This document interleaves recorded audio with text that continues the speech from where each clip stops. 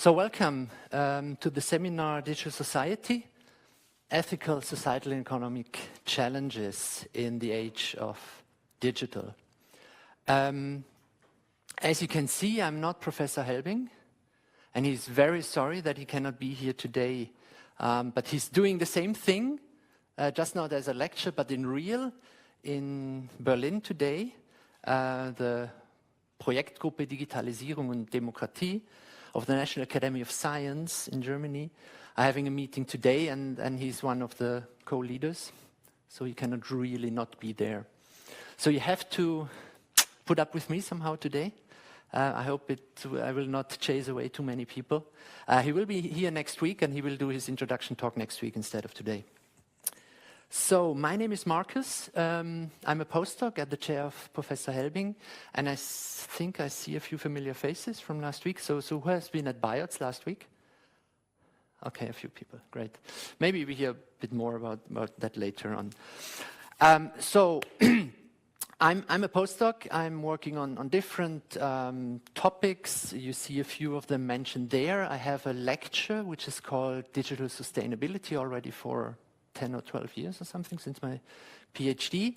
It's not running now, but hopefully again in autumn. So I'm kind of in this area of societal implications of digital technology already for quite some time. Dirk and I thought, let's start something new. It's the first time we're doing this seminar because we think the ETH is very strong in technologies, all kinds of technologies. And of course, with DGS, etc., there are also lectures in various areas around societal implications of technology. But we thought there's something missing that's dealing specifically with digital stuff. And as digital technology is more and more penetrating every aspect of our lives, there are more and more issues and points we should discuss coming up. So we thought it's warranted to start with a seminar where you also contribute, of course, by choosing topics and presenting them to your colleagues. But I will come to that in a minute. Also, all administrative stuff I will do later on. I usually don't start with the boring stuff if I can avoid it. So let me try, because we're in a multimedia, and don't be offended, I didn't find something with a guy, so if one of the ladies finds a video of a guy showing basically the same thing, let me know. It's all about trust. Let's see this for 2 minutes. I hope there's sound. Oh, sorry, it's me. What can we trust?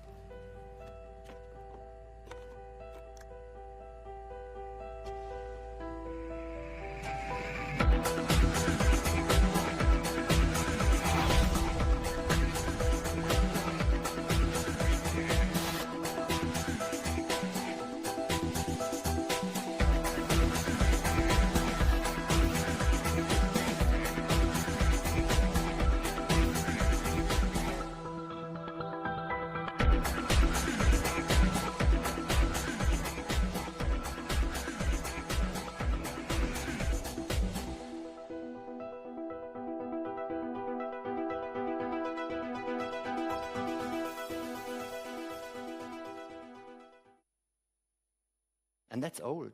That's 2011. Let me go back. No. What's happening?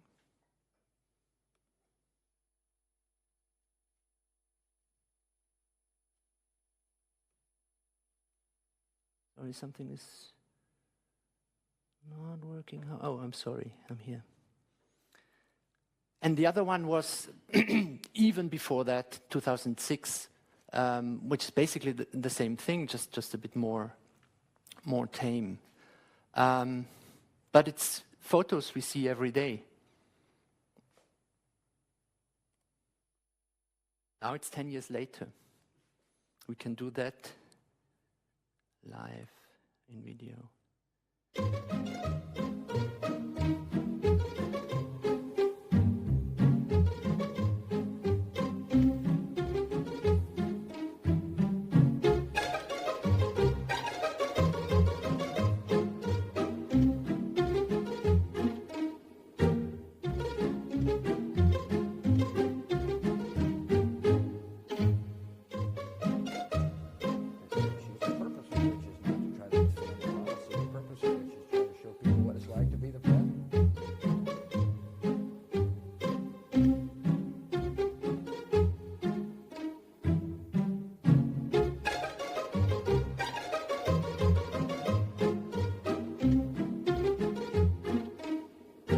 Putin is a very interesting example. He never smiles.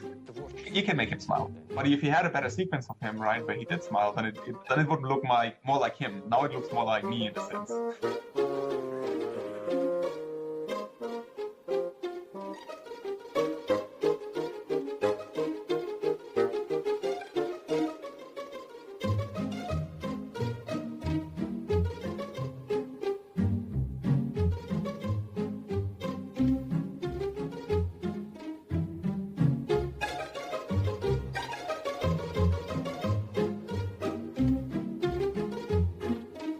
I think people think, you know, you can manipulate images but not videos. That's not true. I mean, that's just not true.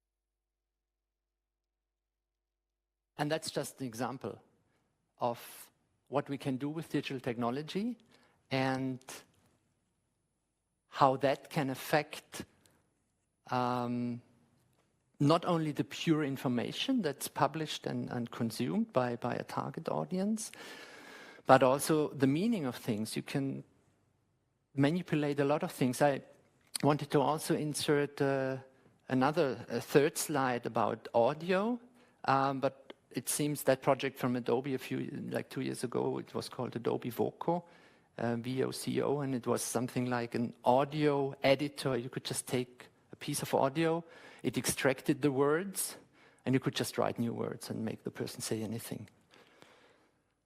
So it's real, this technology is there, and we have to deal with it somehow, just because it's there and people are using it for good or for bad. I'm going through a few examples for different areas and topics, just to show you a glimpse of what's there and what topics are there we can discuss through the whole seminar. Because, see, this was research, and people tried to figure out how can we do that. But of course, as soon as you have technology that is easy to use, people do stuff with it. And they, instead of copy-pasting photos and putting a different face to a different body, they can do it with video. And it's getting easier. And maybe you have heard about these terms before, but they reach a whole new level of possibilities. And I mean, try to prove that certain videos are not you, and I'm not talking about being naked on the video. It doesn't matter. Politicians that have an interview and are sure they didn't say something specific, or they did and it wasn't shown there, or it's different. A lot of manipulation can happen, and the question is, how can we prevent that? Because probably we do not want that as a society. But the technology is there, it's easily more and more easy to use and available for larger groups of people, and it won't be used only for good things. So the question is in the room that, so AI is a technology that has a fantastic potential, can do a lot of interesting and good things. And the funny thing about AI is, in most cases, we don't really know why it's working so well. And therefore the question is, are we using this? I mean, for real? Are we giving AI the potential to not only analyze big data sets and recommend decisions, but also maybe do decision-making real time without us knowing exactly why it has been decided this way, just because the data amount is just so huge and we cannot really, because of how the technology works, cannot really track how it's coming up with the decisions or with the results it makes. So should artificial intelligence be legally required to explain itself? I'm showing a few videos today. That's another one. Customer pilots directed almost 3,000 precision strikes last year. We're super proud of it. It allows you to separate the bad guys from the good. It's a big deal. But we have something much bigger.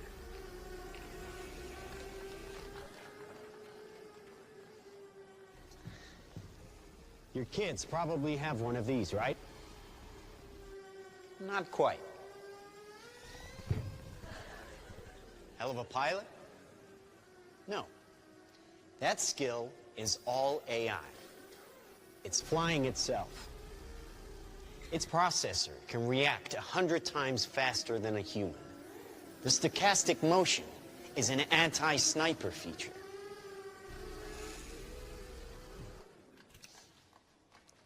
Just like any mobile device these days, it has cameras and sensors, and just like your phones and social media apps, it does facial recognition. Inside here is 3 grams of shaped explosive. This is how it works.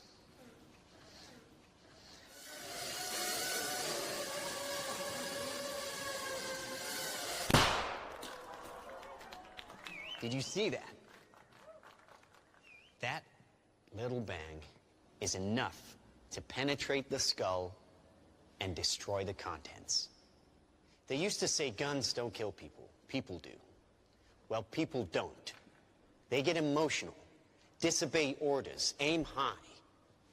Let's watch the weapons make the decisions. Now, trust me, these were all bad guys. Now that is an airstrike of surgical precision. It's one of a range of products.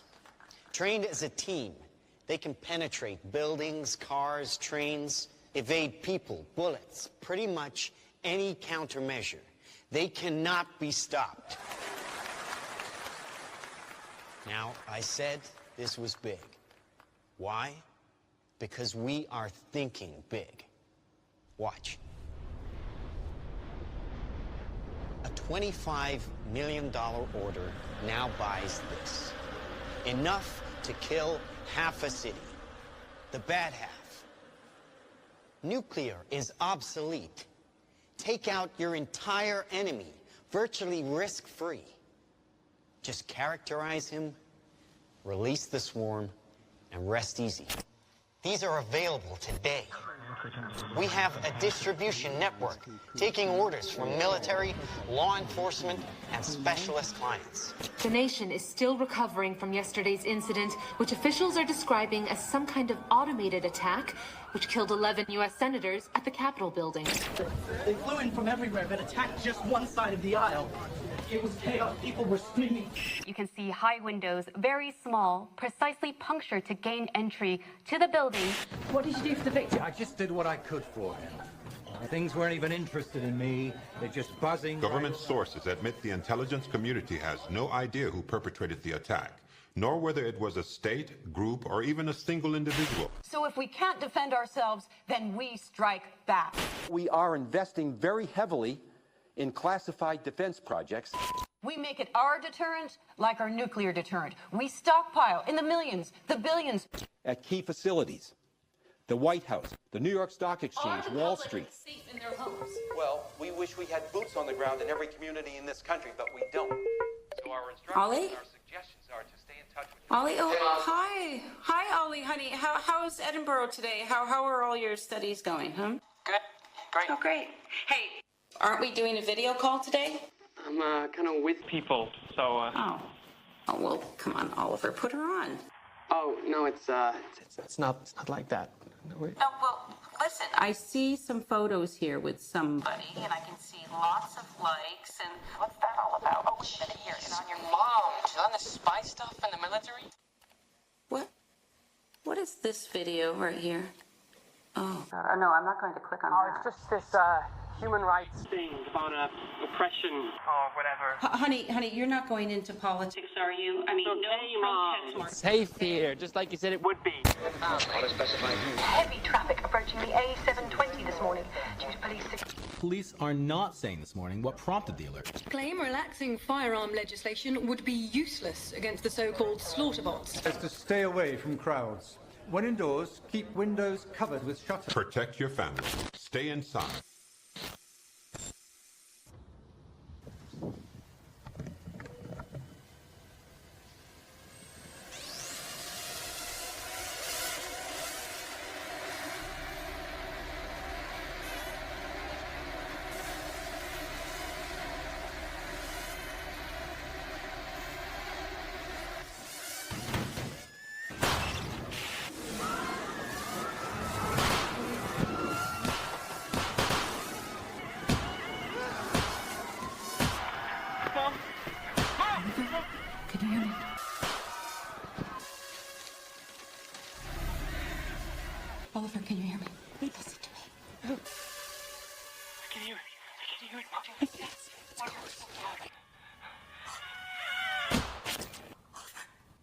authorities are still struggling to make sense of an attack on university campuses worldwide, which targeted some students and not others. The search for a motive is apparently turning to social media, and a video shared by the victims exposing corruption at the high... But it's far from surprising. The weapons took away the expense, danger, and risk of waging war. And now we can't afford to challenge anyone, really. It's not even the smallest fringe group or a crank. Who could have done this? Anyone. Dumb weapons drop where you point them. Smart weapons consume data. When you can find your enemy using data, even by a hashtag, you can target an evil ideology right where it starts.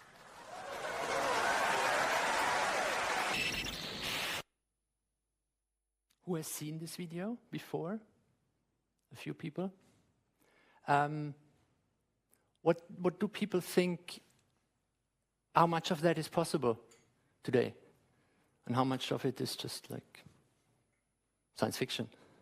And maybe an example of something that's not possible, or something we are sure is possible, of the many different aspects of it, probably. Yes, please. 95% possible, okay, a quantitative answer. So the video, as you can see, is not yet finished.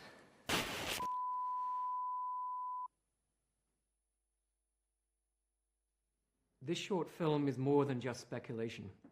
It shows the results of integrating and miniaturizing technologies that we already have. I'm Stuart Russell, a professor of computer science at Berkeley. I've worked in AI for more than 35 years. Its potential to benefit humanity is enormous, even in defense.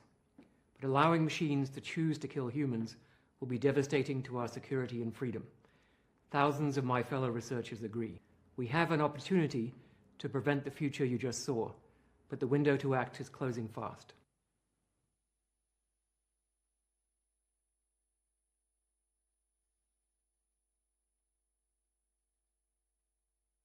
So enough of AI for the moment and autonomous systems.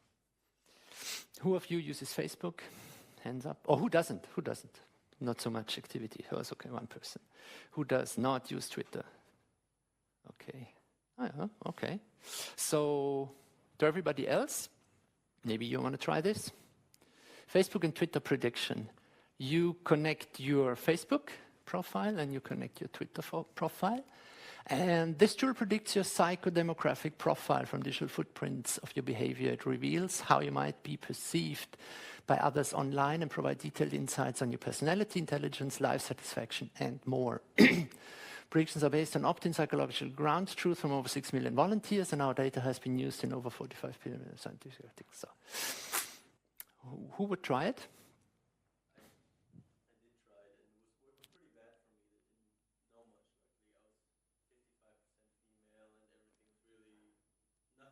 Okay.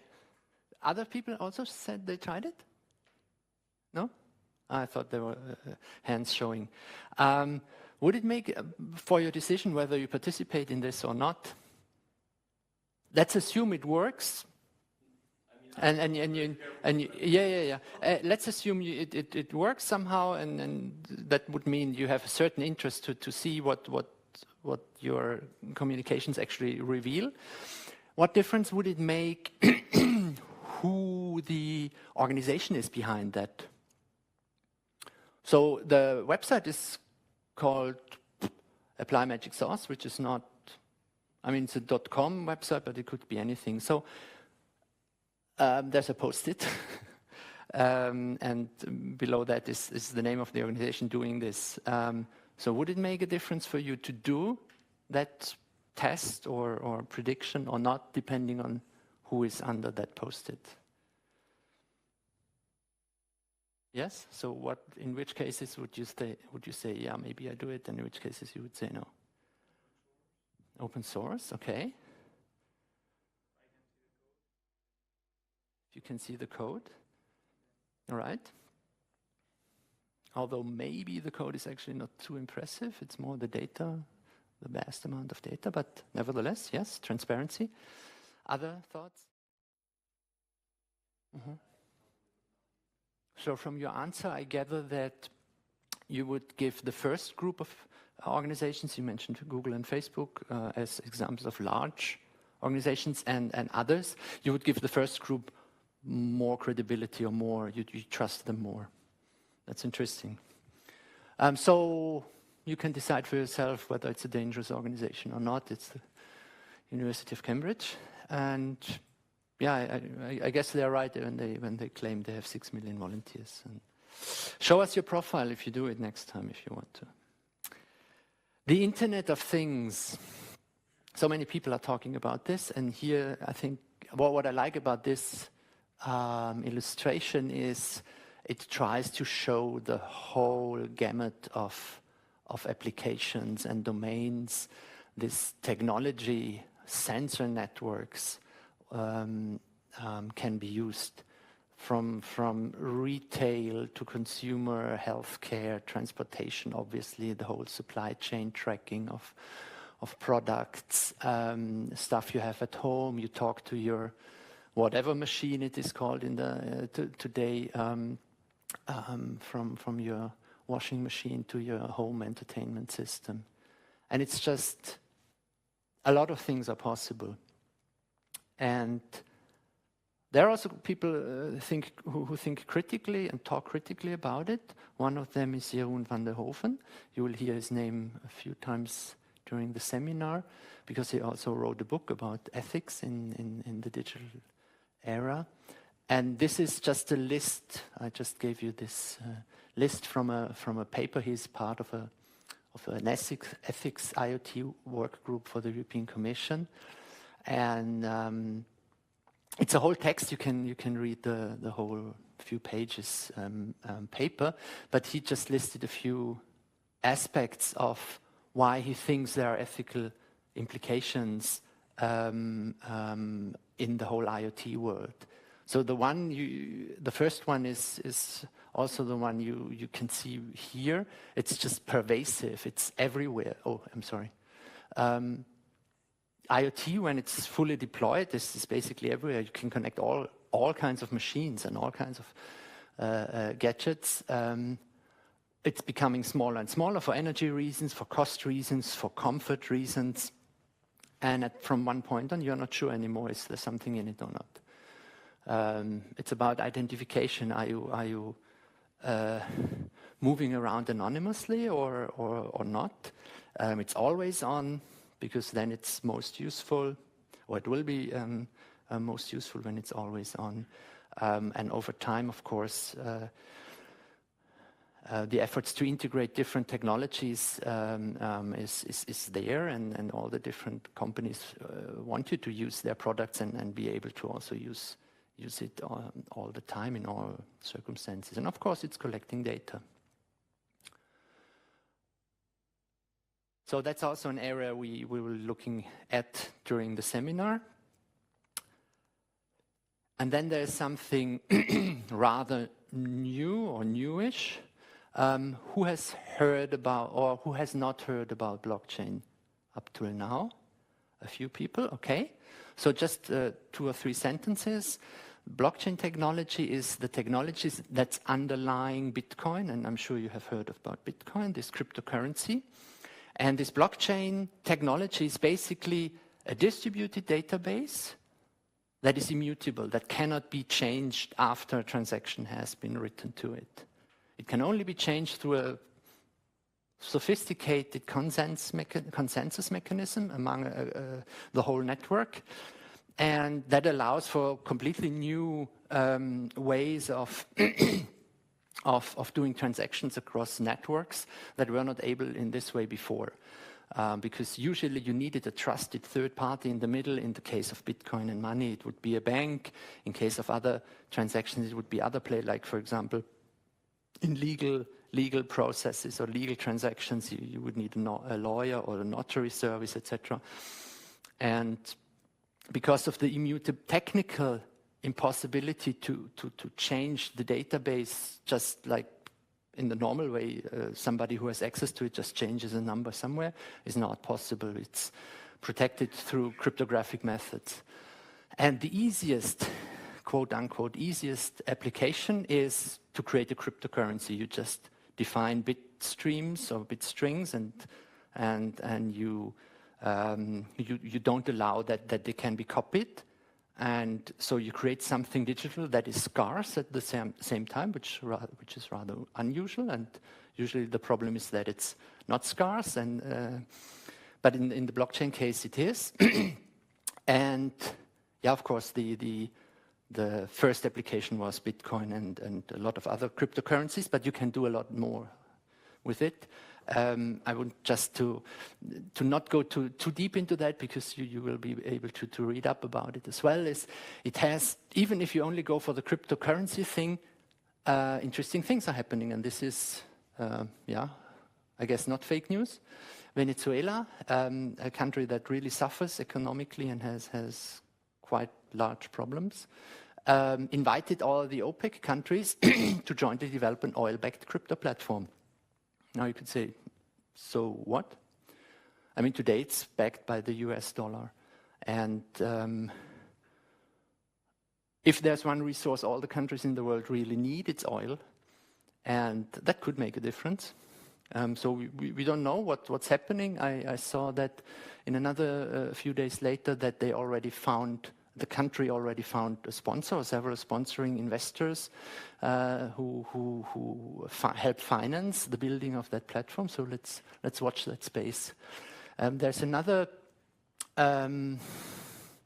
article by a business insight company, research company, and 1.5 years or nearly 2 years when I did my first presentation about blockchain, I had that, and it said something about 25.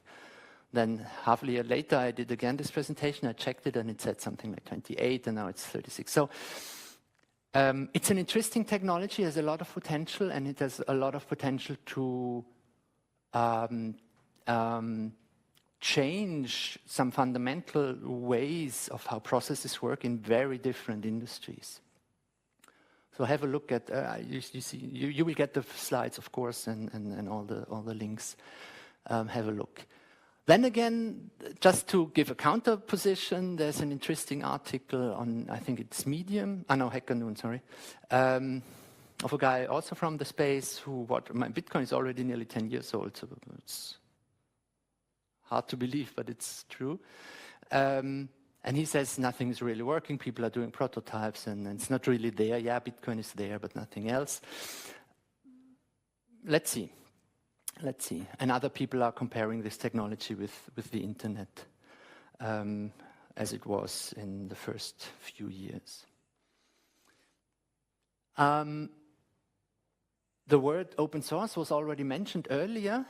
For those who are not too familiar with it or the history of it, and that's also a part of my lecture, the Digital Sustainability Lecture. This guy is called Richard Stallman. He's quite old now, but so that's a book about him and his, well, it's quite military term, crusade for free software. So free software is this idea that software should not belong to somebody, but that it's something like a public good, it should be shared. And the argument is, because it's digital, nobody loses if you share it. It's the same thing with the argumentation about music files, but here it's about software. And it started in '85. It's really old.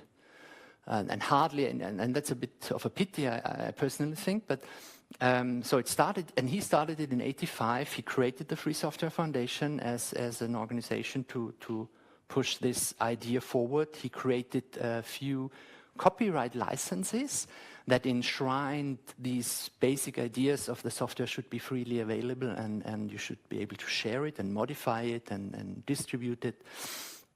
And that organization laid a lot of groundwork until in the beginning of the 90s, the Linux system got into existence. And from that, a lot of things developed. So who of you has heard about Creative Commons, that term? Can you tell me where and in which contexts you have heard about Creative Commons? Have you used something or done something with it, or just read about it? Can somebody share something, please?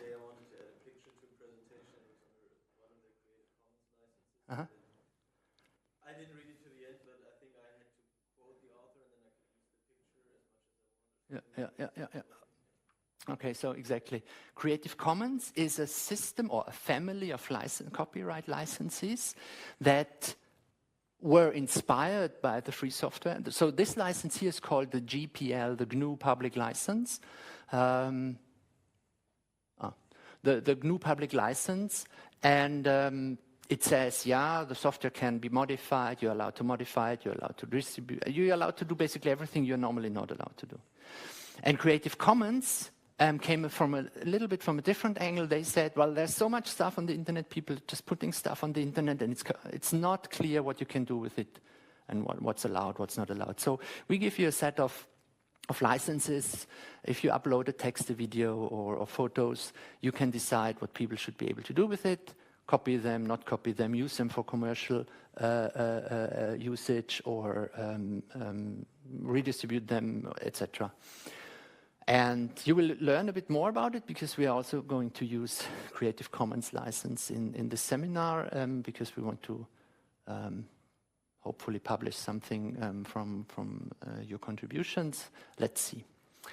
And of course, everybody knows Wikipedia, I guess.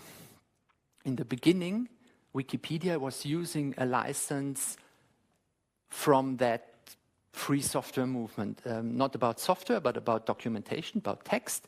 And later on, when Creative Commons was established, and this was done by a group of lawyers, so people thought, yeah, it's really good, and they switched to a Creative Commons license. But the idea to share content freely and legally came from here and moved all the way to something like Wikipedia, and you know how large Wikipedia is and how fast it grew in 10 years, 15 years.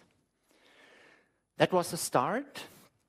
Other movements that had open in their names were also developing based on these ideas. One I was involved in quite heavily before going back to academia and research was the open data or open government data movement. Here's just a screenshot of the open data barometer of the Web Foundation. And it's the same thing as open source software, just with data. And it started in the public sector, in the government sectors. The argument goes, well, government, to manage and organize the society or the city or any community, uses data of all kind. Yeah, of course, data about people, but also many, many other types of data, infrastructural data, or data on infrastructure. And it's paid. It's paid by tax money. It's there. And it is not used beyond what the administration needs it for. So why not publish everything, make it available, and then people, startups, all kinds of companies, individuals, non-profits, just communities, hacking communities, can use this data and do useful things with it. A very easy example, a city usually has a list of all the restaurants in the city because the restaurants need a license because they sell food, it has to be hygienic, etc., etc. So they have to fulfill a few rules, and that's checked by the city, and they have a list of all these restaurants. So why not just publish that list? So you can publish the name of the restaurant, the address where the restaurant is, maybe contact information like phone numbers and email addresses, etc. You could also publish the hygiene ratings. If there are regular ratings, you could publish that as well, and there are projects doing this.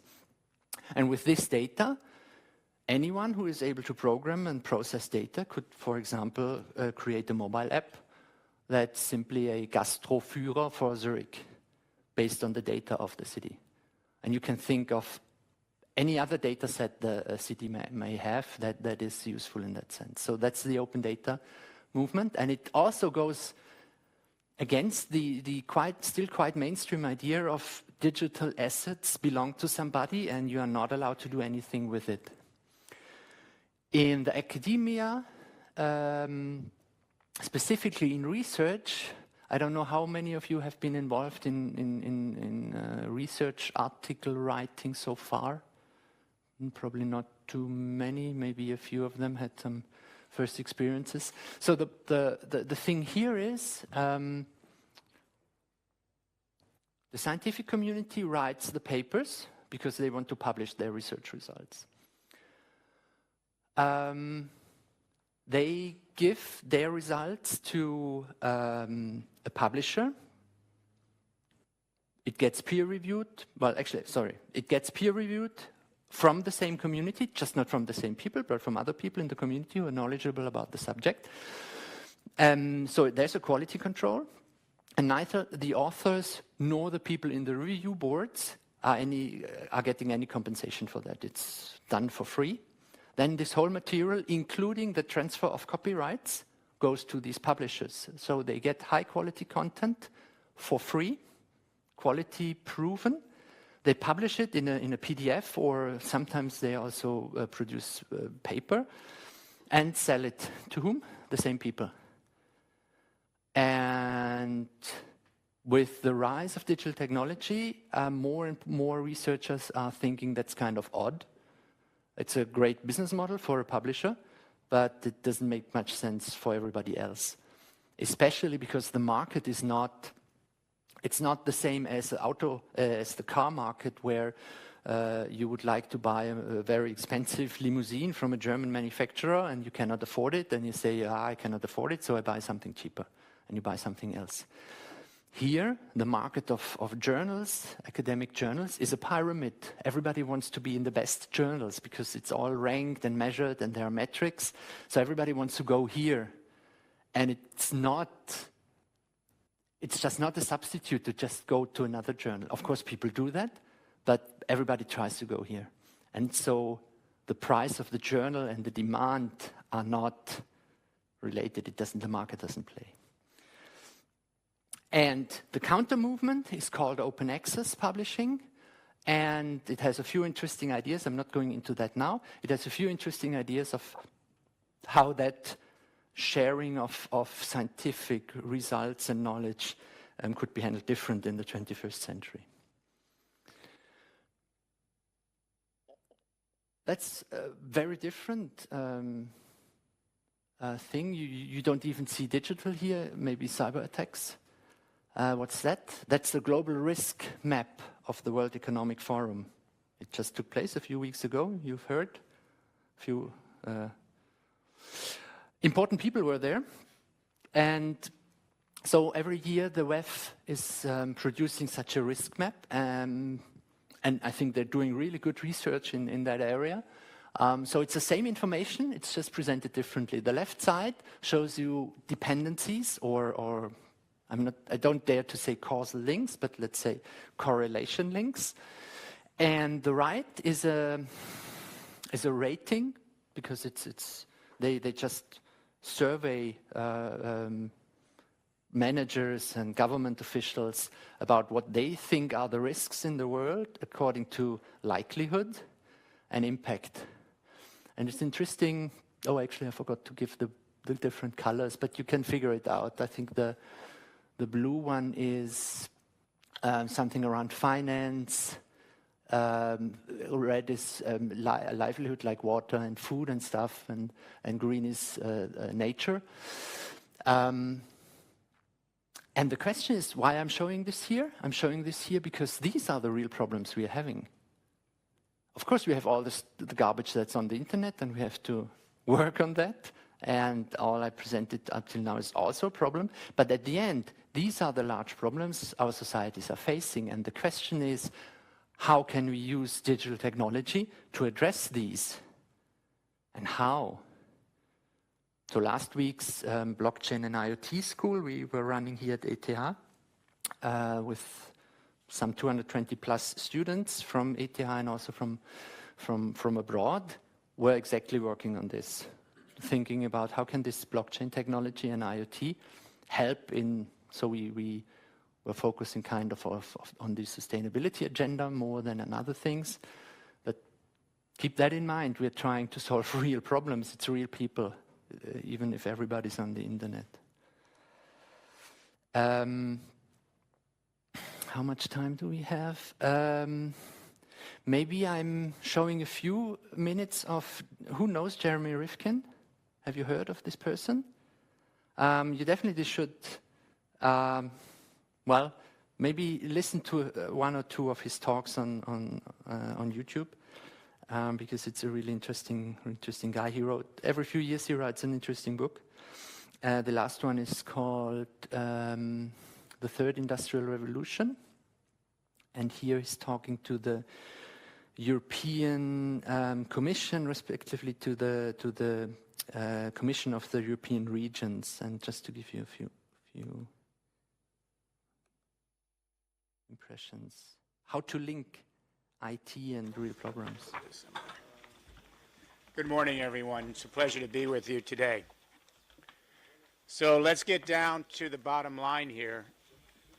GDP is slowing everywhere in the world right now. It has been for quite a while. And the reason is productivity has been declining for 20 years all over the world. And the result is we've got a lot of unemployment, especially among the millennial generation, desperately trying to find their place in a 21st century workforce. Our economists are now projecting 20 more years of low productivity and slow growth. And now this economic crisis, which is structural, is giving rise to a much more profound crisis. We are now in real-time climate change. After 2 industrial revolutions, we've spewed massive amounts of CO2 and methane and nitrous oxide into this planet's atmosphere, and we now have the water cycles on the planet in an exponential runaway curve from climate change.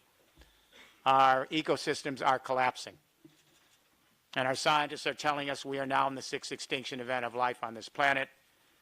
We've had 5 extinction events before we were ever here, human beings, but this one is quite interesting because our scientists are telling us that we may lose up to half the species of life on Earth in the next 8 decades. The last time this happened was 65 million years ago, but then it took thousands of years for an extinction event. We're talking about the next 7 decades.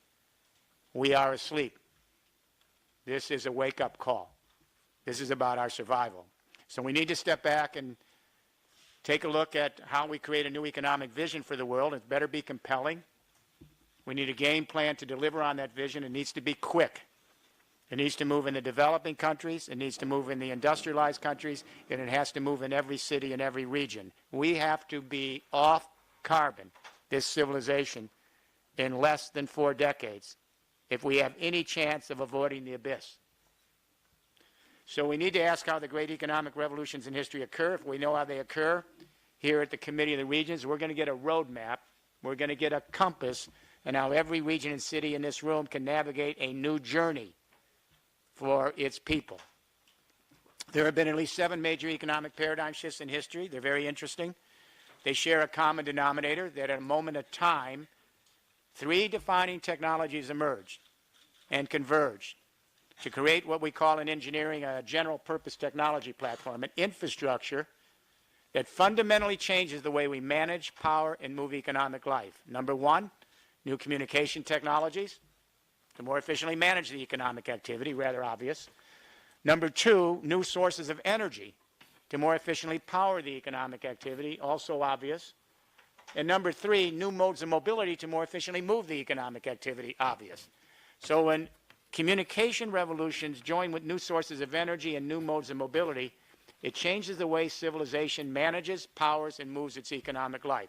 First industrial revolution, Britain, convergence of communication, energy, and transport, steam power printing, the telegraph, converged with a new energy source, cheap coal. The steam engine is invented to harvest the coal, and then they put the steam engine on rails for locomotives. Communication, energy, and transport, manage, power, and move Britain. Second industrial revolution, the United States, 20th century. Again, communication, energy, and transport, centralized electricity, the telephone, later radio and television. Those communication technologies converge with a new source of energy, cheap Texas oil. Then Henry Ford put everyone on the road, cars, buses, and trucks. The second industrial revolution took us through the 20th century, and it peaked in July 2008. When Brent crude oil hit $147 a barrel, a record price. If you remember that month, July 2008, the entire global economy shut down, and that was the economic earthquake. The collapse of the financial market 60 days later was the aftershock. because the entire civilization runs on carbon. Fertilizers, pesticides, construction materials, pharmaceutical products, synthetic fiber, power, transport, heat, and light. We are clearly in the sunset of the second industrial revolution. And Citigroup reported last year that there's now $100 trillion in stranded assets in the fossil fuel industry, the biggest bubble in history right now. We are on the cusp of a third industrial revolution, a smart industrial revolution. The communication internet is now matured. Everyone here has a smartphone. Half the human race is connected this morning.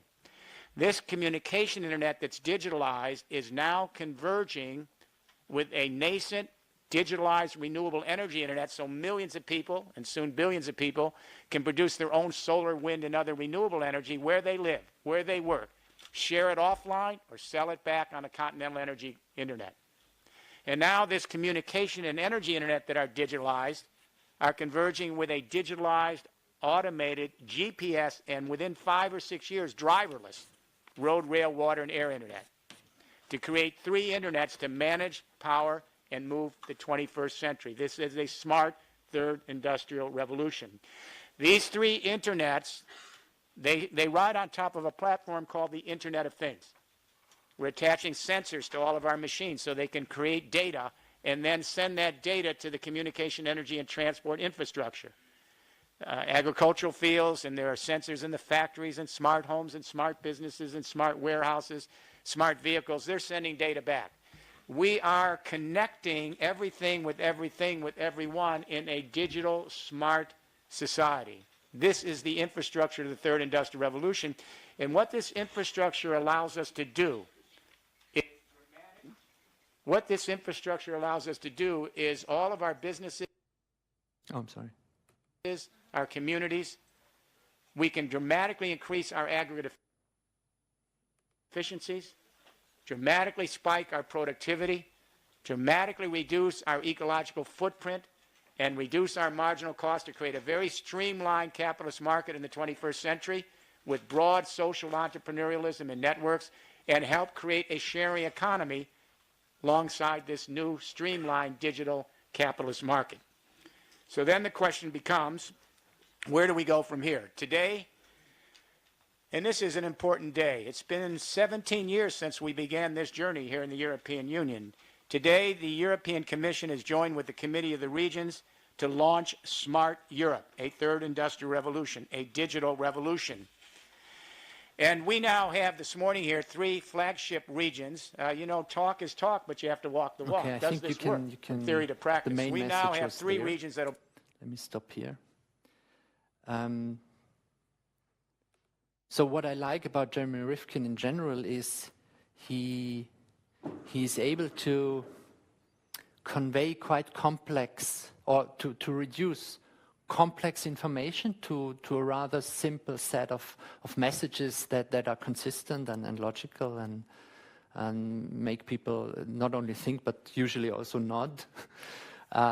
So have a look at the rest of this short intervention, and I think it's also rhetorically interesting how an expert like him uses 15 minutes to talk to governments, basically. Linking the digital world and all these technologies we have to the real world, and how we do it and for what reasons. This is one of the big questions of this seminar. The left side, maybe you have seen this. These are the Sustainable Development Goals of the United Nations. And on the right side, I created a Wordle from the different topics we like to discuss with you during this seminar. And of course, as I just said, it's the link between these two. How are we using this technology to push these goals forward and not do funny other stuff? Last thing, and then there's a small break. I'm doing research, and the research we're doing is captured in a project called Future ICT 2.0. And it's exactly about how ICT can be used for a sustainable future. And so here you have 3 lines of buzzwords. But what we're trying to do is to address market irregularities called externalities by using IoT and blockchain technology and make them, identify them, quantify them, and make them tradable on marketplaces. Maybe half of the sentence you didn't understand. It's not so important at the moment. Just to let you know that if you're interested in this area, we are of course interested in having people work with us on the research area and master thesis, etc. Maybe if you have time during the semester, I can share a bit more about this project. But suffice it to say now that it's one of the projects that really tries to put ICT into the to serve society, and we're using quite modern technology for that.